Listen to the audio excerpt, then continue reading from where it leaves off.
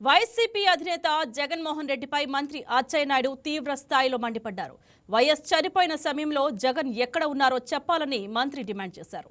YS ఆచూకీ తెలియక అందరూ ఆందోళన చెందుతుంటే సీఎం పదవి కోసం పాకులాడలేదా అని జగన్ను సూటిగా మంత్రి అచ్చెన్న ప్రశ్నించారు. ఏం జరిగిందో నిర్ధారణ కాకముందే సీఎం పదవి కోసం సంతకాలు సేకరణ చేస్తారా అని మంత్రి నిలదీశారు. రిలయన్స్ ఏజెన్సీలపై దాడి చేయించి తిరిగి అదే రిలయన్స్ ను మంచి చేసుకునేందుకు రాజ్యసభ స్థానాలిచ్చారని మంత్రి అచ్చెన్న మండిపడ్డారు. వైఎస్ మృతి వెనుక జగన్ హస్తం ఉందని సాక్షాత్తు బొత్సనే మాట్లాడారని మంత్రి గుర్తు చేశారు. పదవి వ్యామోహం కోసం ఎంతకైనా తెగిస్తారా అని మంత్రి అచ్చెన్న ఆగ్రహం వ్యక్తం చేశారు. ఈ రోజు నా ప్రయత్నం అంతా ఒక వ్యక్తి యాటిట్యూడ్ని ప్రజలకి స్పష్టంగా తెలియచేయాలి. 2004లో వైఎస్ రాజశేఖర రెడ్డి ఈ రాష్ట్రానికి ముఖ్యమంత్రి అయ్యారు. ఆ రోజుకి జగన్మోహన్ రెడ్డి ఏ విధంగా ఉండేవాడో నేను చెప్పవలసిన అవసరం లేదు. వారి ఆర్థిక పరిస్థితి కూడా ఈ రాష్ట్రంలో ప్రతి ఒక్కరికి తెలుసు. గూగుల్లో కొట్టినా నెట్లో కొట్టినా ఆ రోజుకి వాళ్ళ పరిస్థితి అంతా ప్రతి ఒక్కరికి తెలిసినటువంటి పరిస్థితి.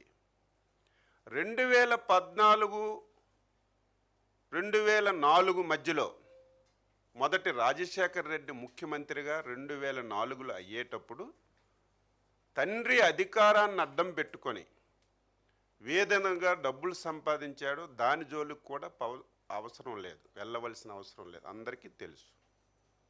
కానీ ఆయన యాటిట్యూడ్ ఏంటంటే తండ్రిని మానసిక క్షోభకు గురి చేశాడు. నిరంతరం ఇంట్లో ఏ విధంగా గొడవ పడ్డారో, ఆయన ఈ రాష్ట్రంలో ఉంటే అనునిత్యం అనేకమైనటువంటి సమస్యలకి ఆజ్యుడవుతున్నాడు.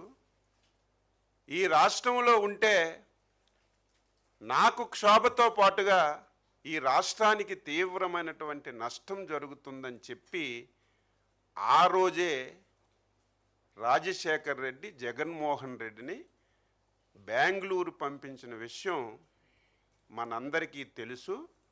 అది కూడా మీరు నేను చెప్పడం కాదు, ఆ రోజున్నటువంటి సీనియర్ కాంగ్రెస్ నేత రోషయ్య గారు పాత్రికేయుల ముందు చెప్పిన విషయాన్ని నేను గుర్తు చేస్తున్నాను. అటువంటి వ్యక్తికి ఒక ఆలోచన ఏమిటంటే ఈ రాష్ట్రానికి నేను ముఖ్యమంత్రి కావాలి, ముఖ్యమంత్రి కావాలంటే అంత ఈజీగా కాదు. రాజశేఖర రెడ్డి గారు ఉంటే అది జరిగినటువంటి పని కాదు.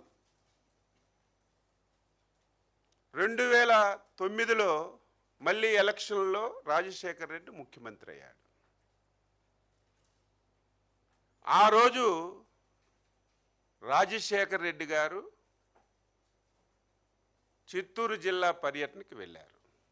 ఒకసారి ఇవన్నీ ఎందుకు గుర్తు చేస్తున్నానంటే ఒకసారి గుర్తుపెట్టాలి.